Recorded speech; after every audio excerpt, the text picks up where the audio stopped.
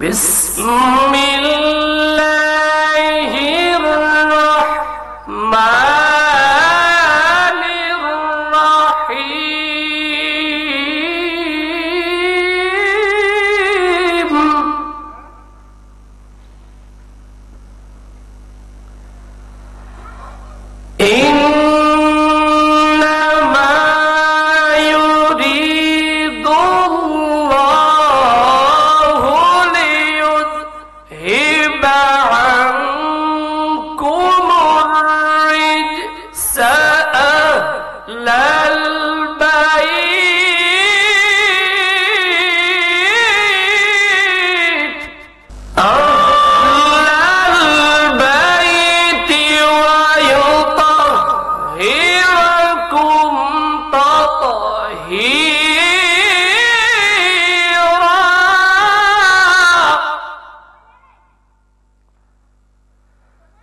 صدق الله العظيم وصدق رسوله النبي الحبيب الكريم ونحن على ذلك من الشاهدين والشاكرين والحمد لله رب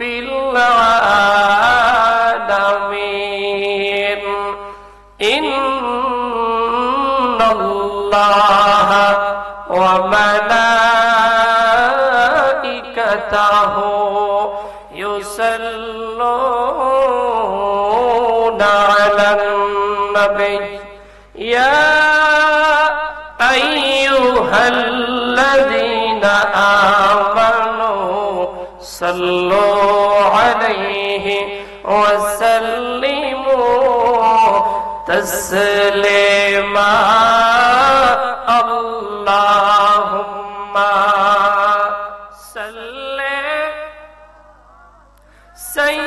سيدنا مولانا محمد وعلى آل سيدنا مولانا محمد مدینہ مدینہ مومنہ کی گنگنا ہے دیدار مدینہ عاشقوں کی تمنا ہے اللهم صل سيدنا مولانا محمد وعلى آل سيدنا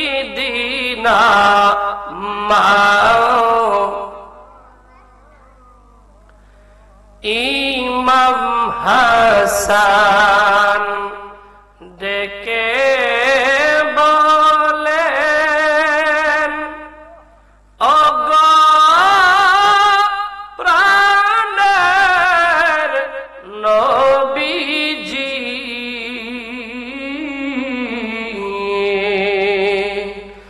আপনি ইন্তেকালের পর কাকে ডাকব নানা জি আল্লাহুম্মা সাল্লি সাইয়্যিদিনা মাওলানা মুহাম্মদ ওয়া আলা আলি সাইয়্যিদিনা মাওলানা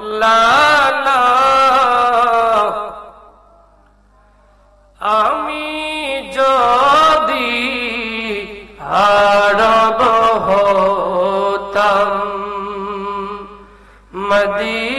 মদিনারি পথ যেই পথ ধরে চলতেন সদা নূর নবী হযরত আল্লাহুম্মা সাল্লি আলা আলি সাইয়্যিদিনা মাওলানা বিরহে দিল পুড়ে ছারখার যে আমার ইয়া রাসূলুল্লাহ বিরহে দিল পুড়ে ছারখার যে আমার ইয়া রাসূলুল্লাহ আমার কেউ নেই তুমি ছাড়া সাহারা ইয়া রাসূলুল্লাহ আমার কেউ নেই তুমি ছাড়া সাহারা ইয়া রাসূলুল্লাহ বিরহে দিল পুড়ে ছারখার যে আমার ইয়া রাসূলুল্লাহ আমার কেউ নেই তুমি ছাড়া সাহারা ইয়া রাসূলুল্লাহ আমার কেউ নেই তুমি ছাড়া সাহারা ইয়া রাসূলুল্লাহ আমার আল্লাহ রাব্বুল আলামিন পবিত্র কোরআনুল কারীমের মধ্যে আল্লাহ ডাকদা বলেন দুনিয়ার মানুষ আল্লাহ নিজের কুদরতের জবানে ডাক দিয়া বলেছেন আন-নাবিয়্যু আওলা বিল মুমিনিনা মিন আনফুসিহিম আমার আল্লাহ বলেন দুনিয়ার মানুষের দল আমার আল্লাহ আমাদের প্রাণের আকা রাসূল আরবি সাল্লাল্লাহু আলাইহি ওয়াসাল্লাম রাউযাতুম মির রিয়াদিল জান্নাতে যদিও জিসমানি ভাবে ঘুমিয়েছেন কিন্তু আল্লাহ বলেন বান্দার দল আমার আল্লাহ তোমাদের প্রিয় প্রাণের আকা নবীজিকে ঈমানদার মুমিনের অন্তরের চেয়ে নিকটে রেখেছেন বলে সুবহানাল্লাহ আওয়াজ করে বলি সুবহানাল্লাহ মুসলমান আজকে আমরা যারা বুড়িশ্বর পূর্বগ্রাম হুসাইনিয়া যুব সংগঠনের উদ্যোগের মাহফিলে 25তম সুন্নি মহাসম্মেলনের মধ্যে বসলাম আমার আল্লাহ রাব্বুল আলামিন আহলে বায়তের কত সম্মান আর মর্যাদা দান করেন কুরআনুল কারীম হাদিসে নববীকে যদি সামনে রাখা হয় আমার আল্লাহ দুনিয়ার সব একদিক যেতে পারে কিন্তু আহলে বায়তের মর্যাদা সম্মানের সামনে দাঁড়ানোর কোনো কিছুর সুযোগ নাই হযরতে আলী রাদিয়াল্লাহু তাআলা আনহু থেকে হাদিস riwayat ওয়া আন আলী রাদিয়াল্লাহু তাআলা আনিন নবী সাল্লাল্লাহু আলাইহি ওয়াসাল্লাম قال আদিবু আওলাদাকুম বিসালাতিন খিসাল হযরত আলী বলেন দুনিয়ার মানুষ তোমরা তোমাদের অপ্রাপ্ত বয়স্ক ছেলে মেয়েদেরকে তিনটা জিনিস শিক্ষা দাও এক নম্বরে হুব্বি নবীকুম তোমরা তোমাদের নবীর মহব্বত শিক্ষা দাও তারপরে বললেন ওয়া আলে বাইতিহি আহলে বাইতের মহব্বত শিক্ষা দাও তিন নম্বরে বললেন ওয়া তিলাওয়াতিল কোরআন আল্লাহর কোরআনুল কারীম শিক্ষা দাও রে পুরুষের মুসলমান একটি ছেলে কিংবা মেয়ে প্রাপ্ত বয়স্ক হয়ে যাওয়ার পরে তাদেরকে আল্লাহর কোরআন সুন্নাত ফরজ বিধানগুলো বাধ্যবাধকতা করা হয় যখন ছেলে কিংবা মেয়েটা ফরজ ওয়াজিব আমল করার মতো বালেগ পূর্ণ বয়সের মধ্যে পদার্পণ করেন নাই না বালেগ প্রত্যেকটা ছেলে মেয়েদেরকে আলী থেকে হাদিস riwayat তিনটা জিনিস শিক্ষা দিতে হবে এক নম্বরে হুব্বে নবীকুম তোমার নবীর মহব্বত প্রত্যেকটা ছেলে মেয়ে অপ্রাপ্ত বয়স্ক তাদের শিক্ষা দিতে হবে দুই নম্বরে ওয়া আলে বাইতিহি, আহলে বায়াতের মুহাব্বত তাজিম শিক্ষা দিতে হবে।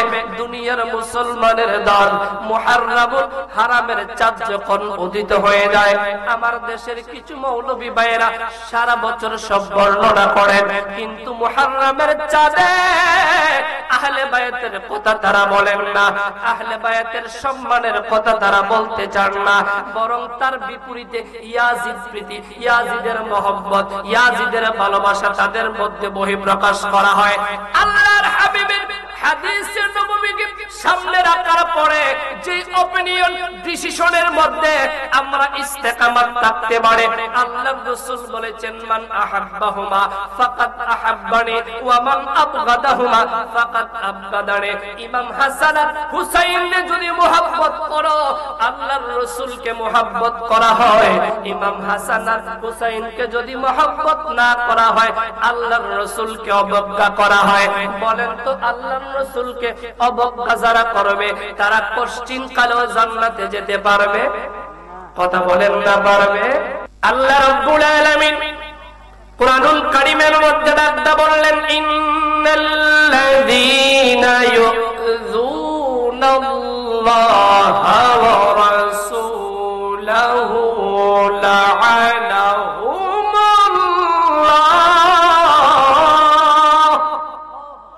আল্লাহ দাদা বললেন ইন্নাল্লাযীনা ইউযুনাল্লাহা ওয়া রাসূলাহু লা'আনাহুমুল্লাহ, যারা আল্লাহরে কষ্ট দেয়, যারা রাসূলরে কষ্ট দেয়।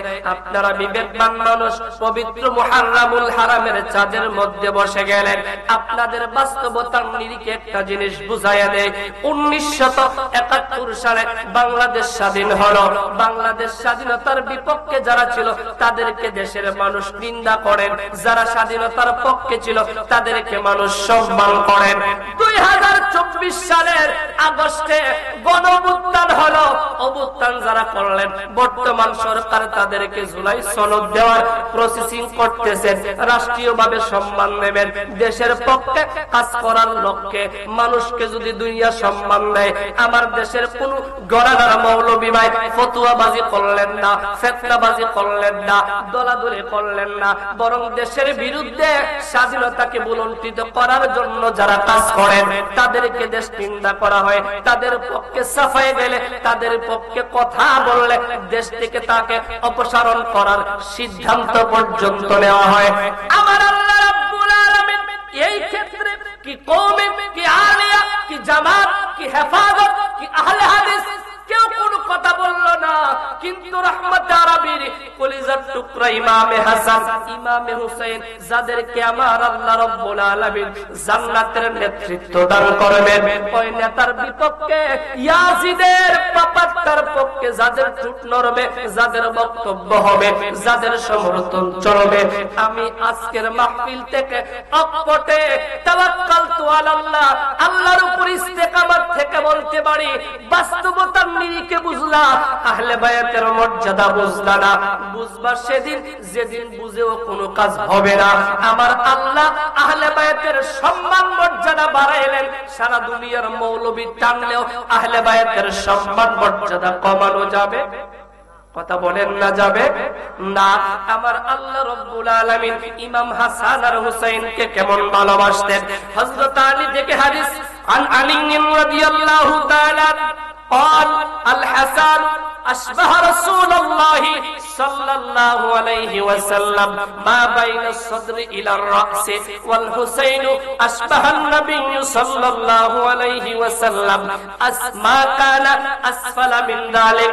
আমার আল্লাহ হাবিবের সাহাবী হযরত আলী থেকে হাদিস এসেছে, ইমাম হাসান ছিল আল্লাহর রাসূলের চুল মোবারক থেকে নাভি সিনা মোবারক পর্যন্ত সাদৃশ্যপূর্ণ, নাভি থেকে নিচ পর্যন্ত ইমাম হুসাইন ছিল সাদৃশ্যপূর্ণ। ইমাম হাসান আর হুসাইনকে যদি দাঁড় করানো হয়, খুদে রাসূল আরবির আকৃতি অবয়ব মানুষের সামনে চলে আসে। ওই ইমাম হাসান আর হুসাইনকে যারা কষ্ট দেবে, যারা তাদের বিরোধিতা করবে, যারা তাদের সমালোচনা করবে, যারা ইয়াজিদের পক্ষে দালালি করবে, মত পেশ করবে, আল্লাহর কাবার কসম করে বলি তাদেরকে কোনদিন মুমিন বলার সুযোগ না। ঠিক কিনা বলেন? সরাসরি আমি আলোচনায় চলে যাচ্ছি, খুতবা সংক্ষিপ্ত করে দিলাম। আপনি আহলে বায়াতের মহব্বত কেন করবেন আমি মৌলানা বলি নাই।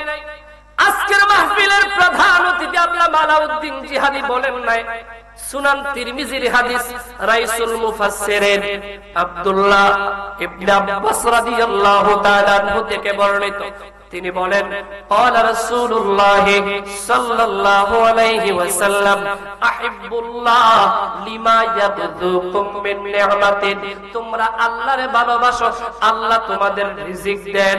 ওয়া আহিব্বুনি লিহুব্বিল্লাহ, তোমরা আমি রাসূলকে ভালোবাসো, আল্লাহর ভালোবাসা যদি পেতে চাও। ওয়া আহিব্বু আহলা বাইতি লিহুব্বি নবিয়িকুম, তোমরা আমার আহলে বাইতকে মহব্বত করো যদি আমি নবীর মহব্বত ভালোবাসা পেতে চাও। এবার হাদিসটা ব্যাখ্যা করলে কি দাঁড়ালো? আল্লাহকে যদি ভালোবাসেন রাসূলুল্লাহকে মহব্বত করতে হবে, রাসূলকে যদি ভালোবাসেন আহলে বাইতকে মহব্বত করতে হবে। আহলে বাইতের মহব্বত তাজিম সম্মান ছাড়া আপনার দুনিয়া এবং পরকালের সব বরবাদ হয়ে যাবে। দুনিয়া এবং পরকালের সফলতা বলতে কোনো শব্দ থাকবে না। ঠিক কিনা বলেন? ইমামে হুসাইন রাদিয়াল্লাহু তাআলা আনহু কারবালায় গেলেন 61 হিজরি। জোরে বলেন কয় হিজরি? এদিকে মনোযোগ সবার।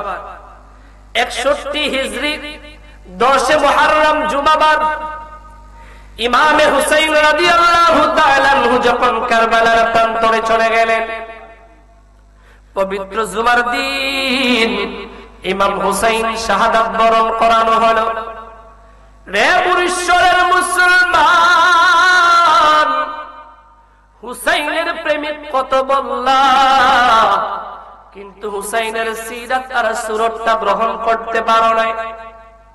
আমাদের জান্নাতের যিনি নেতা, রাসূলের কলিজার টুকরা ইমাম হুসাইন রাদিয়াল্লাহু তাআলা 61 হিজরিতে কারবালার প্রান্তরে যেদিন শাহাদাত বরণ করেন, সেই দিন ইমাম হুসাইনের বয়স হয়েছিল 56 বছর 5 মাস 5 দিন। আল্লাহু আকবার বলবেন না? উম্মাহাতুল মুমিনিন আম্মা জান উম্মে সালামা রাদিয়াল্লাহু তাআলা আনহা থেকে বর্ণিত, দালাইলুন নবুওয়াত হাদিসের কিতাবের মধ্যে আসছে, আম্মা জান উম্মে সালামার একজন খাদেমা ছিল, যার নাম সালামি। জোরে বলেন কি নাম? সালামি।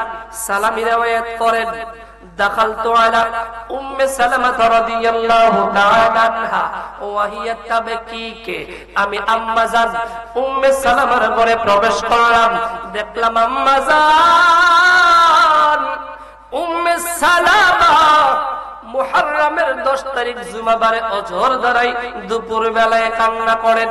আমি গিয়ে বললাম আম্মা গো লিমা তাবকিকে, আপনি কেন কান্না করেন? আম্মা জান জবাব দিল, রাআইতু রাসূলুল্লাহি সাল্লাল্লাহু তাআলা আলাইহি ওয়াসাল্লাম ফিল মানাম, আমি স্বপ্নে আমার রাসূলে আরবির জিয়ারত লাভ করলাম। জোরে বলেন না সুবহানাল্লাহ। উম্মে সালামা বলেন, দুনিয়ার মানুষ, আমি যখন স্বপ্নের মাধ্যমে আল্লাহর রাসূলুল্লাহর জিয়ারত লাভ করলাম, আমি দেখলাম আল্লাহর হাবিবের নূরের চুল মুবারক, নূরের দাড়ি মুবারকের মধ্যে বাটি লেগে আছে। আমি প্রশ্ন করলাম, ইয়া রাসূলুল্লাহ, ইয়া হাবিবাল্লাহ, আপনার নূরের চুল মুবারক, দাড়ি মুবারকের মধ্যে মাটি কেন? আল্লাহর নবী জবাব দিলেন, সালামা রে, তুমি জানো না আমার কলিজার টুকরা ইমাম হুসাইন কারবালায়। সুবহানাল্লাহ। আল্লাহর হাবিব ডাকতে বললেন, সালামা রে, শাহিদতু কতলাল হুসাইনি আলেফা, আমার কলিজার টুকরা ইমাম হুসাইন কারবালার প্রান্তরে চলে গেছে। ইমাম হুসাইনের পাশে কেউ নাই, সবাই শাহাদাত বরণ করেছে। ইমাম হুসাইনকে যখন ছুরি চালাইল, আমি রাসূলে আরবি রওজায় থাকতে পারলাম না। আমার হুসাইনকে দেখার জন্য আমি রাসূল মুজিজাতান কারবালায় চলে গেলাম। জোরে বলেন না সুবহানাল্লাহ। সেজন্য কারবালার প্রান্তরে যাওয়ার কারণে আমার ইমাম হুসাইনকে যখন শাহাদাত বরণ করানো হলো, আমার হুসাইনের দেহটা আমি রাসূলুল্লাহ সিনার সাথে মিশাইয়া নিলাম। কারবালার প্রান্তরের মাটি আমি রাসূলের চুল আর দাড়ির মধ্যে লেগে গেছে। মুসলমান, যে হুসাইন বাতিলের কাছে মাথা নত করে নাই, যে হুসাইন ইয়াজিদের কাছে নত হয় নাই, যে হুসাইন আল্লাহর রাসূলুল্লাহর দ্বীনকে বিসর্জন দেন নাই, বরং সাদরে সানন্দে উম্মতে মুহাম্মাদের নাজাতের জন্য কারবালার প্রান্তরে শাহাদাত বরণ করেছেন। ঠিক কিনা বলেন? সেজন্য শায়ের বলেন, হায় হুসাইন নবীজির আওলাদ, সালাম জানায় মোরা তোমায়, সালাম জানায় মোরা তোমায়। হায় হুসাইন নবীজির আওলাদ, সালাম জানায় মোরা তোমায়, সালাম জানায় মোরা তোমায়। ঠিক কিনা বলেন? বলছিলাম রে মুসলমান, ইমাম হুসাইন রাদিয়াল্লাহু তাআলা আনহু শাহাদাত বরণ করলেন কোথায়? কারবালায়। বলেন না কোথায়? কারবালায়। ইমাম হুসাইনের যে দুলদুল গোরাটা ছিল, ইবনে সাদ সৈন্যদেরকে বলল গোরাটারে ঘেরাও করো। গোরাকে ঘেরাও করার চেষ্টা করলো। গোরা কি কাজ করলো জানোনি? হুসাইন শাহাদাত বরণ করে ফেললেন। ইমাম হুসাইনের দুলদুল গোরাটা নিজের কপালের মধ্যে হুসাইনের রক্ত মুবারক লাগায়া নিল। ইমামের পবিত্র পাগড়ি মুবারক কাবর দিয়া দৌড়ে ঘোড়াটা যখন তাবুর দিকে ছুটতে লাগলেন, ইবনে সাদ ইয়াজিদের সৈন্য উবাইদুল্লাহ বিন জিয়াদের নেতৃত্বে যারা আসলো, ঘোড়াটারে তারা চতুর্দিক থেকে ঘেরাও করলো আটকানোর জন্য। ঘোড়াকে আটকাইতে পারে নাই। অসংখ্য ইয়াজিদ সৈন্যদেরকে জাহান্নামের লাকড়ি বানায়া ঘোড়াটা যখন তাবুর সামনে চলে গেলেন, তাবুর সামনে যাওয়ার পরে ঘোড়ার পায়ের আওয়াজ আর মুখের শব্দ শুনে ইমাম হুসাইনের বোন হযরতে যায়েনব বুঝতে পারলেন মনে হয় ইমাম হুসাইন চলে আসছে। হযরতে যায়েনব তাবুর ভিতর থেকে ঘোড়ার আওয়াজ শুনলেন। তাবুর ভিতর থেকে বের হয়ে চলে আসলো ইমাম হুসাইনকে দেখার জন্য। তাবুর ভিতর থেকে যায়েনব যখন বের হয়ে আসলো, যে আহলে বায়াতের সদস্যগণ কোনদিন নিজেদের চৌকাঠ অতিক্রম করে পরপুরুষের সামনে যায় নাই, যায়েনব ইমাম হুসাইনকে দেখার জন্য তাবু থেকে বের হয়ে আসলেন। এসে দেখলেন নিষ্ঠুর কি পরিণতি, ঘোড়ার মাথার মধ্যে রক্ত দেখা যায়, ঘোড়ার মুখের মধ্যে ইমাম হুসাইনের পাগড়ি মুবারক দেখা যায়। যায়েনব বুঝতে বাকি রইল না, সবাই চলে গেছে, আজকে আমার ভাইও কারবালায় শাহাদাত বরণ করেছে। হযরতে যায়েনব যখন ঘোড়ার অবস্থা দেখলেন, ডাকতে বললেন, হুসাইন, আওয়াজটা করতে দেরি হইল, তাবুর ভিতরে কান্নার রুল পড়তে দেরি হয় নাই। তাবুর ভিতরে যারা ছিল সবাই বুঝে গেলেন ইমাম হুসাইন জমিনের মধ্যে নয়। ইমাম হুসাইন জীবদ্দশায় বোন জয়নাবরে বলে গিয়েছিল, জয়নাবরে আমার কলিজার টুকরা সাকিনারে তুমি দেখে রাখবা, কারণ আমি যখন শাহাদাত বরণ করব আমার লাশটা যেন সাকিনা না দেখে। জয়নাব যখন বললেন, ঘরের ভিতরে শহর বানু ইমাম হুসাইনের স্ত্রী কান্নায় ভেঙে পড়লেন। ছোট্ট মেয়ে সাকিনা তাবুর ভিতরে আর থাকলো না, তাবু থেকে দৌড় মেরে বের হয়ে গেলেন। তাবুর পর্দা সরাইয়া সাকিনা ডাক দিলেন, ফুফুজি কোথায়? হযরতে জয়নাব কারবালার প্রান্তরে কাফের সৈন্য ইয়াজিদের বাহিনী হযরতে জয়নাবকে দেখে বলল, জয়নাব রে কারবালায় যাওয়ার দরকার নাই, হুসাইন জীবদ্দশায় নাই। জয়নাবের মুখ থেকে কথা নাই, চোখ থেকে পানি ঝরে। জয়নাব বললেন, বুঝতে পারলাম আজকে আমার নানার কলিজার টুকরা ফাতেমার বাগানের ফুলগুলো এক এক করে শাহাদাত বরণ করে নিয়েছে। সাকিনা ঘর থেকে বের হয়ে ফুফুরে ডাক দিলেন। মায়া মমতার ভালোবাসার স্নেহ দিয়ে ফুফু জবাব দিলেন। সাকিনা দৌড়ায় গেলেন, ফুফুর কাছে গিয়ে দেখলেন ফুফুর কোলের মধ্যে লাশ দেখা যায়, কারণ লাশ তো দেহ মুবারক থেকে মাথা শির মুবারক আলাদা। ইমাম হুসাইনকে চেনার মতো প্রথম অবস্থায় কোনো সুযোগ নাই। ছোট্ট মেয়ে সাকিনা যখন বুঝতে পারল হুসাইনের লাশ মুবারক, সাকিনা একটা চিৎকার দিয়ে বেহুশ হয়ে ইমাম হুসাইনের লাশের উপর পড়ে গেল। জয়নাব হুসাইনের কলিজার টুকরা সাকিনার চেষ্টা করলেন শান্ত করানোর জন্য, কিন্তু সাকিনা ঠান্ডা হতে রাজি না। সাকিনা চিৎকার দিয়ে বেহুশ হয়ে গেলেন। কিছুক্ষণ পরে হযরতে সাকিনার হুঁশ ফিরে আসলো। এবার আবার সাকিনা কান্দে। ফুফু একদিকে বাইহারা বেদনা, অপর দিকে সাকিনার কান্না। জয়নাব সহ্য করতে পারলেন না, অনেক কষ্ট করে ছোট্ট সাকিনার নিয়া তাবুর কাছে চলে আসলো। তাবুর ভিতরে শহর বানু কান্দলেন।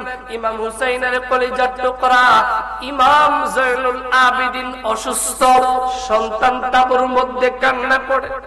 যখন সাকিনাকে নিয়ে শহর বানু তাবুতে ফিরে আসলেন, মনে হলো তাবুর ভিতরে আরেকটা কারবালা সংগঠিত হয়ে গেছে। জয়নাব তাবুর ভিতরে চলে আসলেন, শহর বানু কান্না করেন। ইমাম জয়নুল আবেদিন অসুস্থ মানুষ, ইমাম জয়নুল আবেদিন অসুস্থ মানুষ, ওই রকম শরীরে শক্তি সামর্থ্য নাই। কি করবেন? ইবনে সাদের সৈন্যদের পক্ষ থেকে ইবনে সাদ বলেন, সবাইরা হত্যা করলাম, ইমাম জয়নুল আবেদিনকে বাঁচায় রাখার দরকার নাই। এবার যখন উবাইদুল্লাহ বিন জিয়াদের পাষাণ্ড কুকুরগুলো ইমাম জয়নুল আবেদিনকে শাহাদাত বরণ করার জন্য পাগল পাড়া হয়ে গেল, তাদের মধ্য থেকে একজন হামিদ বিন মুসলিম নামে সৈন্য ছিল। হামিদ বিন মুসলিম দাদা বলল, শুনো রে, শুনো রে, আহলে বাইতের সদস্যদের ভিতরে কোনো মাহরাম পুরুষ নাই। জয়নুল আবেদিন অসুস্থ, আমাদের বিরুদ্ধে তলোয়ার ধরার সক্ষমতা নাই। জয়নুল আবেদিনকে কতল করার দরকার নাই, তারে ছেড়ে দাও। যখন হামিদ বিন মুসলিম এই কথা বলল, ইবনে সাদের সৈন্যদের অন্তরে একটু মায়া কাজ করল। তারা হযরতে ইমাম জয়নুল আবেদিনকে শাহাদাত বরণ করাইলেন না, সবাই আনন্দ উল্লাস করতে লাগলেন। কিন্তু কারবালায় হুসাইনের তাবুর ভিতরে কিয়ামত চলতে লাগলো, ঠিক কিনা বলেন? ইমাম হুসাইন যেদিন শাহাদাত বরণ করল, একদিন নয়, দুই দিন নয়, 7 দিন একেবারে অন্ধকার ছিল। হুসাইনের শাহাদাতের সময় পূর্ণ সূর্যগ্রহণ হয়ে গেল। ও মুসলমান, সেই সময়ে কারবালার কি করুণ কাহিনী। ওই সময়ে কারবালার প্রান্তরে মানুষ যখন মশকের মধ্যে পানি রাখতেন, পানিগুলো পান করতে গেলে রক্ত হয়ে যেত, মানুষের দেয়ালগুলো রক্তে রঞ্জিত হয়ে যেত, আসমান থেকে বৃষ্টি পড়লে রক্ত হয়ে যেত, জমিনের মধ্যে পড়লে ওই জমিনে ফসল হতো না, কাপড়ের মধ্যে পড়লে দাগগুলো উঠতো না। রে মুসলমান, যখন উবাইদুল্লাহ বিন জিয়াদের সৈন্য জাহান্নামের কুকুরগুলো উট জবাই করতে যাইতো, রক্তের পরিবর্তে আগুন বের হতো। এই রকম ভাবে একাধারে 7 দিন চলতে লাগলো। জুমার দিন সন্ধ্যার প্রাক্কাল হয়ে গেল। ইবনে সাদ বললেন, সন্ধ্যা হয়ে গেছে, এখন আর যাওয়ার দরকার নাই, আজকে সারাদিন আমরা কারবালায় অবস্থান করব। এদিকে তারা আনন্দ করে ইমাম হুসাইনের তাঁবুর ভিতরে আবার কারবালা চলে। ইমাম হুসাইনের যারা আহলে বায়তের মহিলা সদস্যগণ জীবদ্দশায় রইলেন, সবার চোখে পানি আর পানি, কান্নার কোন সীমা নাই। সন্ধ্যা হয়ে গেল। একটা বিষয় স্পষ্ট করে দেই, ইমাম হুসাইন 10ই মুহররম জুমার দিন জুমার নামাজ আদায় করলেন।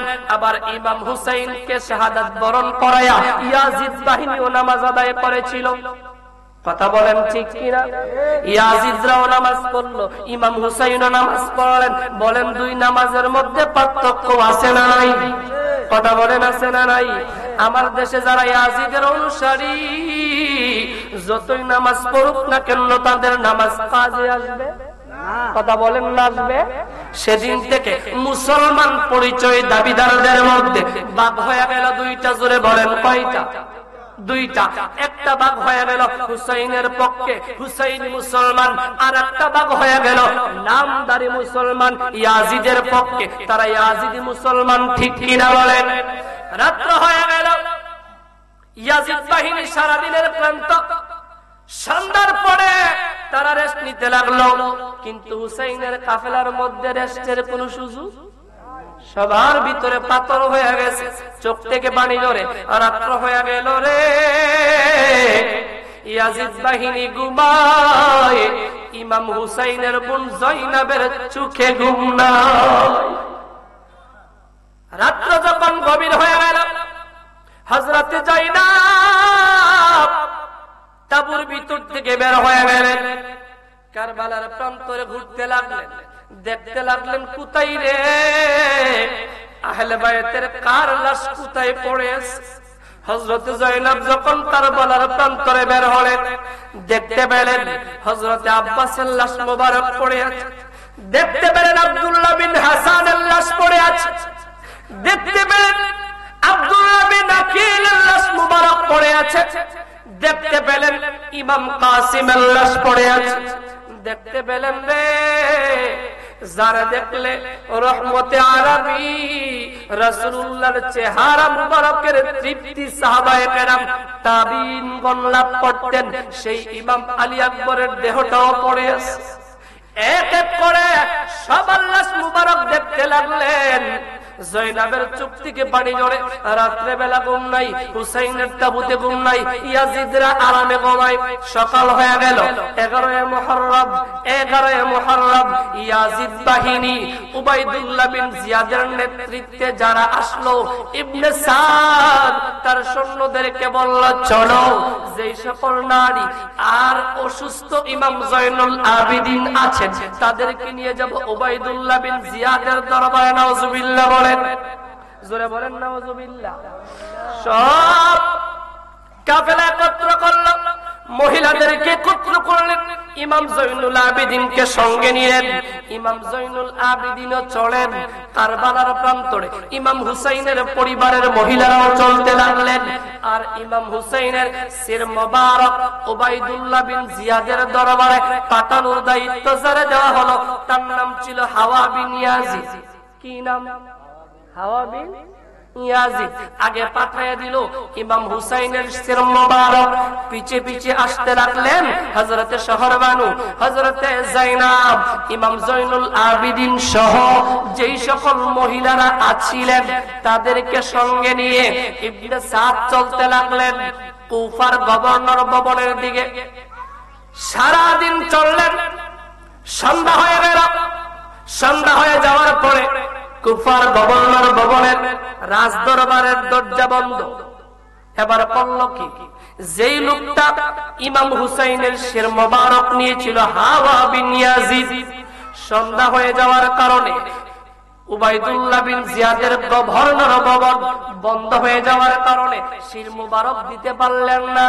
শির মুবারক নিজের ঘরে নিয়ে গেল। ঘরে যাওয়ার পরে স্ত্রী ডাকটা বলল, স্বামী রে, চেহারায় তো আনন্দ আনন্দ দেখা যায়, বলো রে আজকে কি নিয়ে আসলা? হাওয়া বিন ইয়াজিদ ডাকটা বলে, স্ত্রী,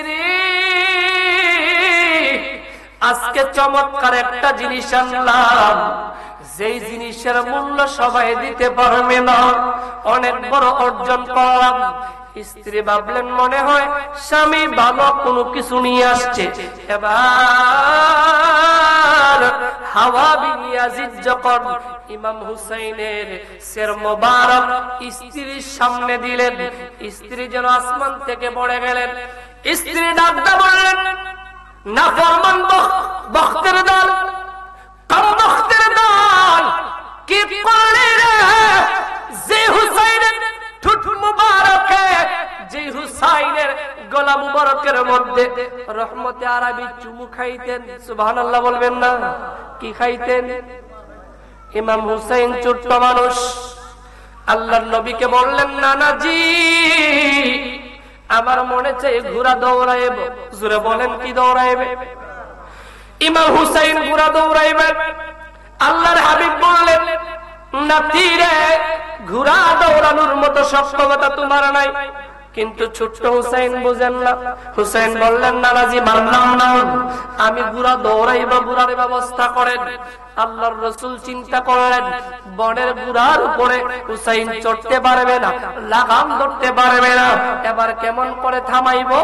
আল্লাহর নবী হুসাইনকে ঘোড়ার তৃপ্তি নিবারণ করার লক্ষ্যে বললেন, নাতি রে, আমি জমিনের মধ্যে হাঁটু রাখলাম, হাত রাখলাম, আমার পিঠের মধ্যে তুমি আরোহণ করো,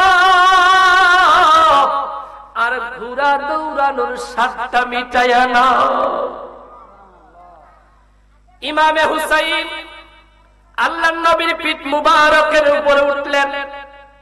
যে রাসূলুল্লাহর দেহ মুবারকের মধ্যে মশা মাছি বসা হারাম ছিল। হুসাইন বললেন, নানাজি ঘোড়া পাইলাম। রাসূল বললেন, তৃপ্তি পেয়েছেন? হুসাইন বললেন, ঘোড়া পাইলাম, কিন্তু লাগাম পাই নাই। লাগাম কোথায়? লাগাম ধরতে হবে। রহমতে আরবি আল্লাহর হাবিব ডাকদা বললেন, হুসাইন রে, লাগাম ধরার জন্য আমার দাড়িতে ধরে ফেলো। আল্লাহু আকবার। আল্লাহর হাবিবের নূরময় দাড়ি মুবারকের মধ্যে ইমাম হুসাইন দুই দিক থেকে ঠান্ডা ধরলেন। এবার হুসাইন বললেন, নানা চড়েন, কারণ ঘোড়া হাঁটতে হবে।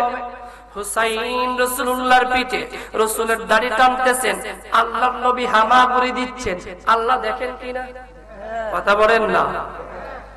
পর্দার আড়াল থেকে আম্মা জান ফাতেমা লক্ষ্য করে দেখলেন, আল্লাহর নবীর পিঠে হুসাইন বসা, দাড়ি ধরে টানতেছেন। রাসূলুল্লাহর চোখ মুবারকে পানি টলমল টলমল করছে। রাসূলুল্লাহর কষ্ট হয়। ফাতেমা দেখার পরে পর্দার আড়াল থেকে হুসাইনকে ইশারা দিয়ে বললেন, হুসাইন নেমে যাও। কিন্তু হুসাইন রাসূলুল্লাহর পিঠ থেকে নামতে রাজি। হযরত ফাতেমা চিন্তা করলেন, যেহেতু রাসূলুল্লাহর পিঠ থেকে হুসাইন নামবে না, পর্দার আড়াল থেকে আম্মা জান বললেন, হুসাইন রাসূলের পিঠ থেকে নামো। যদি না নামো, ঘরে যখন আসবা তখন কিন্তু পিটা দেওয়া হবে, শায়েস্তা করা হবে। ইমাম হুসাইন আল্লাহর নবীর ডান দিকে হাঁটলেন। কান মুবারকের কাছে ঠোঁট মুবারক নিয়ে হুসাইন দাদা বললেন, নানাজি বলেন তো আপনার পিঠে কে? রাসূল বললেন, হুসাইন। বলেন, আপনি কষ্ট পান? রাসূল বলেন, না, কষ্ট হয় না। হুসাইন দাদা বলল, নানাজি, আপনার পিঠে যদি আমি উঠি, আপনার যদি কষ্ট না হয়, তাহলে আপনি জবাব দেন, আপনার মেয়ে পর্দার আড়াল থেকে আমাকে মার খাওয়ার কেন ভয় দেখা? আল্লাহর হাবিব রাসূল আরবি হুসাইনের টান্ডা খুলে নিলেন, পর্দার আড়ালের কাছে চলে গেলেন, ডাকদা বললেন, মা ফাতেমা, হুসাইন তো আমার পিঠে, আপনি মারবেন, ভয় দেখান কেন? ফাতেমা বললেন, বাবা রে, হুসাইন কিন্তু ছোট্ট মানুষ, সে বুঝে না, আপনার পিঠের মধ্যে উঠল আর আপনার দাড়ি ধরে টানতেছে, আপনার কষ্ট হয়, কিন্তু আপনার কষ্ট তো আল্লাহ সহ্য করতে পারেন না। আমি হুসাইনের চেষ্টা করাইলাম নামানোর জন্য, নামে না, সেই জন্য ভয় দেখাইলাম হুসাইন যেন নামে। এবার রাসূল ডাকদা বললেন, ফাতেমা রে, তুমি তো জানো না আমার হুসাইন যতক্ষণ আমার পিঠে নাচবে, আমার পিঠে খেলবে, ততক্ষণ পর্যন্ত আল্লাহ খুশি হবেন, আর আল্লাহ যতক্ষণ খুশি থাকবেন, ফাতেমা, আমার আল্লাহ দয়া করে হুসাইনের ইজ্জতে আমার অসংখ্য উম্মতের গুনাহ মাফ করে দিবে। সেই জন্য হুসাইনকে কষ্ট দেওয়া যাবে? জোরে বলেন না যাবে? স্ত্রী চিন্তা করলো, স্বামী কেমন জঘন্যতম কাজ করলা, জান্নাত তারে হারাম করে দিলা, জাহান্নাম ওয়াজিব করে নিলা, জান্নাতের আশা করতে পারো না।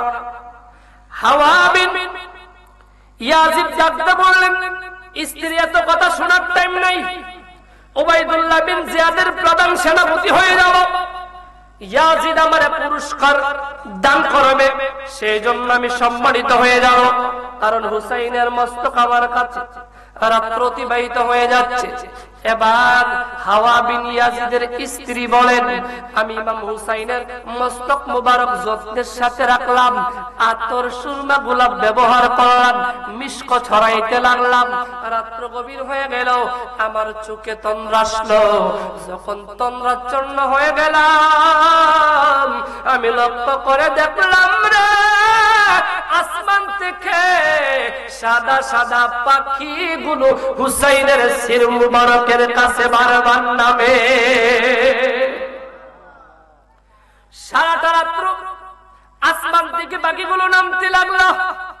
রে মুসলমান, আমার রহমতে আরবি রাসূল করিম সাল্লাল্লাহু আলাইহি ওয়াসাল্লাম হাদিসে নববীর মধ্যে দাদা বলেন, عن أبي سعيد الخدري رضي الله تعالى عنه قال قال رسول الله صلى الله عليه وسلم الحسن والحسين سيدا شباب أهل الجنة।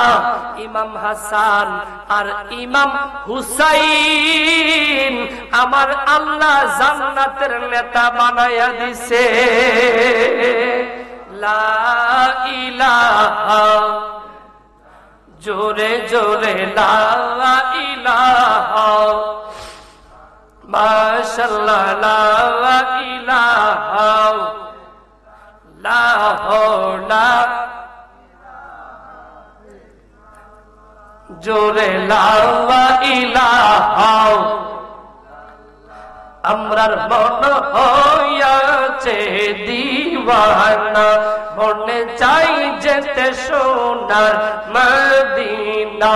আমরার মন হইয়াছে দিওয়ানা, মনে চায় যেতে সোনার। দয়াল মুর্শিদ জানে ঠিকানা, আমি কেমনে যাব মদিনা। জোরে লা ইলাহা, ও লা ইলাহা। इसमें ज़ात अल्लाह अल्लाह अल्लाह अल्लाह अल्लाह अल्लाह अल्लाह अल्लाह अल्लाह।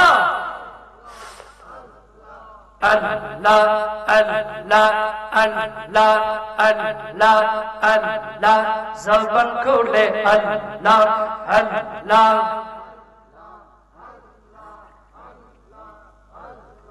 ও মাহবুব মৌলা রে ডাকে আমরা তোমারে, ও মাহবুব মৌলা রে ডাকে আমরা তোমারে, মাশাআল্লাহ আল্লাহ আল্লাহ আল্লাহ আল্লাহ আল্লাহ। তুমি ছাড়া নেই কোনো ইলাহ এই বিশ্ব ভুবনে, আজাদ মওত রিজিক রহমত সবই চাই তোমার পানে, মারহাবা আল্লাহ আল্লাহ আল্লাহ। আবা প্রভু হে দয়াময়, আবা প্রভু হে দয়াময়, ডাকি তোমায় কাতরে, ও মাহমুদ মৌলা রে ডাকি আমরা তোমারে, মাশাআল্লাহ আল্লাহ আল্লাহ আল্লাহ আল্লাহ আল্লাহ আল্লাহ আল্লাহ। ইব্রাহিম তোমার বন্ধু ছিল, নমরুদ দেয়া গুনে ফেলল, আগুন হইল ফুল বাগিচা, আগুন হইল ফুল বাগিচা, ইব্রাহিম তো জ্বলে নাও, মাশাআল্লাহ আল্লাহ আল্লাহ আল্লাহ আল্লাহ। মৌলা তোমার লীলা খেলা কেউ বোঝে কেউ বুঝে না, তুমি করে রাখো গাছতলাতে, কাউরে রাখো বালখানাওয়া, মৌলা তোমার লীলা খেলা কেউ বোঝে কেউ বুঝে নাও, আল্লাহ আল্লাহ আল্লাহ আল্লাহ আল্লাহ আল্লাহ আল্লাহ আল্লাহ আল্লাহ আল্লাহ আল্লাহ আল্লাহ। হায় মোহাম্মদ কামলি ওয়ালা, হায় রে আমরার বুকে হাওয়ায় মোহাম্মদ মদিনা ওয়ালা, ডাকে তোমার আশিক রওবায়ে, মাশাআল্লাহ আল্লাহ আল্লাহ আল্লাহ আল্লাহ। ফকির দরবেশ বাদশাহ ওলি তুলিতে সেই নামের কোলে, ফকির দরবেশ বাদশাহ ওলি তুলিতে সেই নামের কোলে, কাঁদে নিয়া ভিক্ষার ঝুলি, কাঁদে নিয়া ভিক্ষার ঝুলি, ঘুরে বন জঙ্গল ভাই মোহাম্মদ কামলি ওয়ালা, হায় রে আমরার বুকে হাওয়ায় মোহাম্মদ মদিনা ওয়ালা, হায় রে আমরার বুকে হাওয়ায়, মাশাআল্লাহ আল্লাহ আল্লাহ আল্লাহ।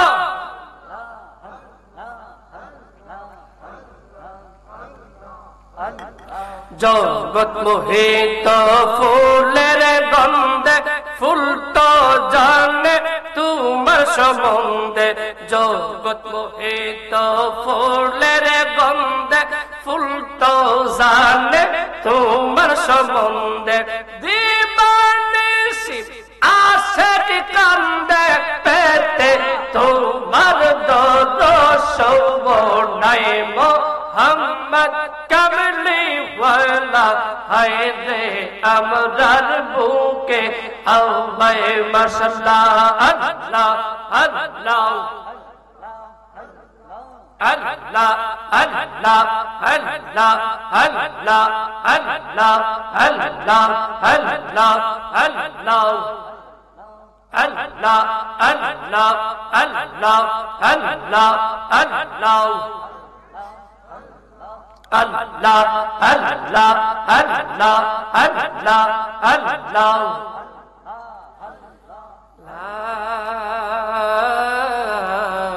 La ilaha illallah Muhammadur Rasulullah sallallahu ta'ala alayhi wa sallam.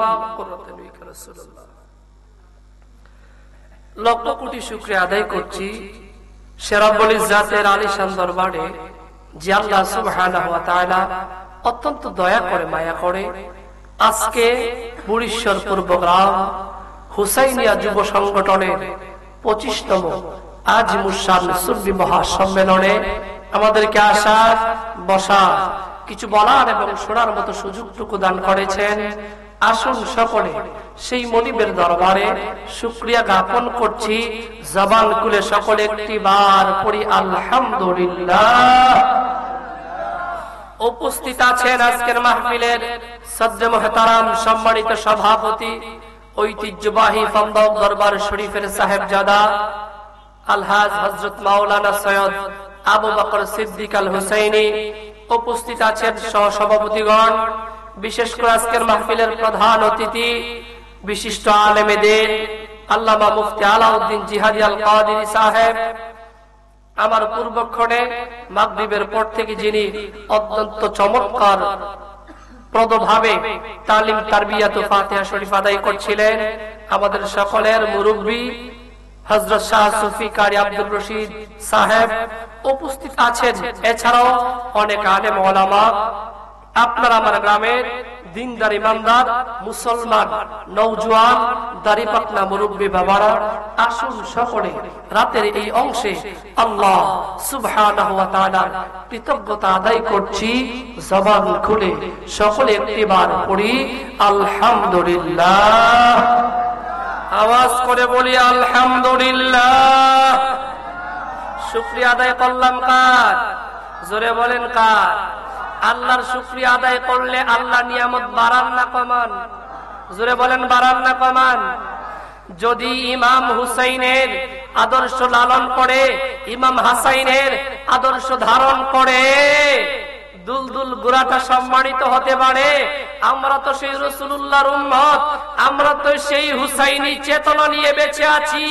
আমাদেরকে আল্লাহ সম্মানিত করতে পারেন কি পারেন না? আওয়াজ করে বলেন পারেন কি পারেন না? বলছিলাম মুসলমান, আল্লাহ সুবহানাহু ওয়া তাআলা অত্যন্ত চমৎকার প্রদভাবে আহলুল বায়তের ব্যাপারে কোরআনে ডাকতে বলেছেন, ইন্নামা ইউরিদুল্লাহু লিইউযহিবা আনকুমুর রিজসা আহলাল বাইতি ওয়া ইউতাহহিরাকুম তাতহীরা। বলেন ঘোষণা কার? হুজুরে বলেন কার? আজকে আমার সমাজে আহলে বায়ত পাকে পাঞ্জাতনের কথা বললে আমার দেশের কিছু আলেম ভাইরা, নতুন কিছু শিক্ষিত যুব সমাজ, তারা বলেন এই পাক পাঞ্জাতন আবার কোত্থেকে পাইলো? পাক পাঞ্জাতন কারা? তারা যাদের ব্যাপারে আল্লাহ বলেছেন ওয়া ইউতাহহিরাকুম তাতহীরা, তাদেরকে পবিত্র করেছি। কেমন করেছি? করার মতো করেছি। সেই আহলে বায়তের মধ্যে অপবিত্রতার লেশ মাত্র থাকার কোন সম্ভাবনা? জোরে বলেন সম্ভাবনা? কেউ যদি মনে করেন উনারাও আমাদের মতো, আমরা যে এরকম খাইদাই ফুর্তি করি, আমরা যে এরকম জীবন যাপন করি, উনারা ওই রকম, কেউ যদি আমাদের মতো আহলে বায়তকে সাধারণ মনে করেন, তার ঈমান থাকবে? কথা বলেন থাকবে? ঘোষণা করেছেন কে? সেজন্য আমরা বলি পাকে পাঞ্জাতন। পাক মানে পবিত্র, পাঞ্জাতন মানে 5টা অংশ। সেজন্য আমরা পাক পাঞ্জাতনকে অন্তরে ধারণ করি আর লালন করি। ঠিক কিনা বলেন? কথা বলেন ঠিক কি না? শুধু তাই নয়, আব্দুল্লাহ ইবনে ওমর থেকে হাদিস আসছে, আন ইবনে ওমর রাদিয়াল্লাহু তাআলা আনহু আন্না রাসূলুল্লাহ সাল্লাল্লাহু আলাইহি ওয়াসাল্লাম قال ইন্নাল হাসানা ওয়াল হুসাইনা হুমা রাইহানাইয়া মিনাদ দুনিয়া। আব্দুল্লাহ ইবনে ওমর বলেন, দুনিয়ার মানুষ ইমাম হাসান হুসাইন সাধারণ না, তারা হলেন জান্নাতের দুইজন নিয়ামত। সুবহানাল্লাহ বলেন, আর জোরে বলেন সুবহানাল্লাহ। বলছিলাম হাওয়া বিন ইয়াজিদ সেই ইমাম হুসাইনের শির মুবারক নিয়ে গেল কুফার গভর্নর ভবনে। কথা মনে আছে? কথা বলেন। আপনাদের অনেকের প্রশ্ন থাকে কারবালার পরে কি ঘটছে, সেজন্য কথাগুলো বলছি। হাওয়া বিন ইয়াজিদ ইমামের পবিত্র শির মুবারক নিয়ে জাহান্নামের কুকুর উবাইদুল্লাহ বিন জিয়াদের রাজ দরবারে নিয়ে গেল। উবাইদুল্লাহ বিন জিয়াদ হাতের মধ্যে ছিল একটা লাঠি, যেটা তলোয়ার আকৃতি, কিংবা লাঠির মধ্যে তলোয়ার রাখা যেত, এরকম কিছু। ইমাম হুসাইনের শির মুবারক যখন সামনে রাখা হলো, কেমন রে জাহান্নামের কুকুরের দলগুলোর অন্তরে একটু মায়া হইল না। উবাইদুল্লাহ বিন জিয়াদ ইমাম হুসাইনের শির মুবারক টুট মুবারকের মধ্যে লাঠি দিয়ে বুতা মারতে লাগলেন। নাউজুবিল্লাহ বলবেন না। যেই টুটের মধ্যে চুমুকাইতেন রহমতে আরাবী, সুবহানাল্লাহ। সেই উবাইদুল্লাহ বিন জিয়াদের এইরকম বেয়াদবিপূর্ণ আচরণ দেখে আল্লাহর নবীর সাহাবী একজন ছিলেন যায়েদ বিন হাসান রাদিয়াল্লাহু তাআলা। যায়েদ বিন হাসান দাদা বললেন, উবাইদুল্লাহ বিন জিয়াদ এত বেয়াদবি করে চলে, ইমাম হুসাইনের শির মুবারকের সাথে এখন বেয়াদবি বরদাস্ত করতে পারতেছি না। যে হাসান আর হুসাইনকে ফেরেশতারা বাতাস করতে, যে হাসান হুসাইন কষ্ট পাইলে আল্লাহর নবী একটা মুহূর্তের জন্য বরদাস্ত করতেন না, সেই হুসাইনের শির মুবারকে এমন বেয়াদবি করে কষ্টিন কালেও জান্নাতে যেতে পারবে না। উবাইদুল্লাহ বিন জিয়াদ ডাকটা বলল, হাসান যদি বয়সে বৃদ্ধ না হইতা তোমারও আমি হত্যার নির্দেশ দিতাম। বৃদ্ধ হওয়ার কারণে তোমার আমি মুক্তি দিয়া দিলাম, গভর্নর ভবন থেকে বের হয়ে যাও। হযরতে যায়েদ বিন হাসান ডাকটা বললেন, রে মারওয়ানের পুত্র উবাইদুল্লাহ, বৃদ্ধের কারণে আমার প্রতি দয়া করলা, কিন্তু যেদিন আমার আল্লাহ কাহার রূপ ধারণ করবে, মানুষ যেদিন নাফসি নাফসি বলে চিৎকার মারবে, লক্ষ্যের উপর নবীগণ যেদিন সেজদা করে কান্না করবে, সেই দিন রহমতে আরাবীর সামনে আল্লাহর কাঠগড়ায় কি জবাব দিবা, সেই দিন আমি যায়েদ দেখে নিব। উবাইদুল্লাহ বিন জিয়াদ ইমামের শির মুবারকের সাথে বেয়াদবি করলো। দাদা বললেন, আল্লাহর কৃতজ্ঞতা আদায় করলাম, জি আল্লাহ আমাদেরকে বিজয় দান করলেন। এতক্ষণ পর্যন্ত ইমাম হুসাইনের বোন জয়নাব চুপ ছিল। উবাইদুল্লাহ বিন জিয়াদের কথাটা বরদাস্ত করতে পারলেন না। দাদা বলল, রে মারওয়ানের পোলা, কত বড় তোমার কলিজা, কার প্রশংসা করছো রে, যে আল্লাহ আমাদের পবিত্রতার ঘোষণা কোরআনে করেছে, সেই আহলে বায়াতের রক্ত রঞ্জিত করে আল্লাহর কৃতজ্ঞতা আদায় করার চরম পর্যায়ে জাহান্নামের কুকুর ছাড়া কেউ হতে পারে না। উবাইদুল্লাহ বিন জিয়াদ এবার ডাকটা বলল, রে জয়নাব, তুমি তো দেখলে আল্লাহ আমাদের পক্ষে কতটা বিজয় দান করলেন। জয়নাব পরক্ষণে দৃষ্টি সরায়া উবাইদুল্লাহ বিন জিয়াদের দৃষ্টি চলে গেল হযরত ইমাম জয়নুল আবেদিনের দিকে। উবাইদুল্লাহ বিন জিয়াদ ডাকটা বলল, রে হাওয়া বিন ইয়াজিদ, রে ইবনে সাদ, সৈন্য দলের সেনাপতি বানায়া পাঠাইলাম, ছেলেটারে বাঁচায় রাখলা কেন? ইবনে সাদ্দাকটা বলল, নেতারে বাঁচায় রাখলাম কারণ তলোয়ার ধরার মতো সক্ষমতা ওনার নাই, অসুস্থ হয়ে তাঁবুর মধ্যে শুয়েছিল, সেজন্য আমরা তারে হত্যা করি নাই। উবাইদুল্লাহ বিন জিয়াদ ডাকটা বলল, মানলাম না, সবাইরে শাহাদাত বরণ করাতে হবে, কতল করে দিতে হবে। জল্লাদ ডাকটা বলল, যে রে জল্লাদ, সেই ইমাম জৈনুল আবেদিনকে কতল করে দাও। মাওলা আলীর কলিজার টুকরা, মনে রাখবেন বাঘের ঘরেও বাঘ হয়, ঠিক কিনা বলেন? ছাগলের ঘরে ছাগল হয়, বাঘের ঘরে বাঘ হয়। আমরা মুসলমান, আমরা হুসাইনি চেতনায় আমরা বাঘ, ঠিক কিনা বলেন? যারা ইয়াজিদের পাপাত্তর অনুসারে তারা ছাগলের ঘরে ছাগল, কারণ সেই দিন তারা সাময়িক সময়ের জন্য মনে করেছিল বিজয় লাভ করেছে, কিন্তু আমার আল্লাহ তাদের সাময়িক জয় দান করেছেন তাদের ধারণা, কিন্তু আল্লাহ কিয়ামত পর্যন্ত ইমাম হুসাইনের পক্ষের বিজয়ের ঘোষণা দিয়েছিলেন। হযরত যায়েনব রাদিয়াল্লাহু তাআলা আনহা মাওলা আলীর মেয়ে, আসাদুল্লাহিল গালিব, যাকে আল্লাহ বলতেন আল্লাহর সিংহ, আল্লাহু আকবার। যায়েনব সামনে দাঁড়ায় গেল, রে মারওয়ানের পোলা, যদি ইমাম জয়নুল আবেদিনকে কতল করতে হয় আগে আমার রক্ত ঝরাতে হবে, আমি যায়েনবকে কতল না করা পর্যন্ত ইমাম জয়নুল আবেদিনের একটা পশম স্পর্শ করতে দিব না। উবাইদুল্লাহ বিন জিয়াদ চিন্তা করলেন, এই মুহূর্তে যেহেতু যায়েনবরে কতল করতে হবে, সেইটা সম্ভবপর হবে না, সেজন্য উবাইদুল্লাহ বিন জিয়াদ ইমাম জয়নুল আবেদিনকে হত্যা করলেন না। রাত্র অতিবাহিত হয়ে গেল, রাত্র যাপন করলেন। পরের দিন সকাল বেলায় 12 মুহররম কিংবা 13 মুহররম তারা রওনা দিল ইয়াজিদের গভর্নর ভবন দামেস্কের দিকে।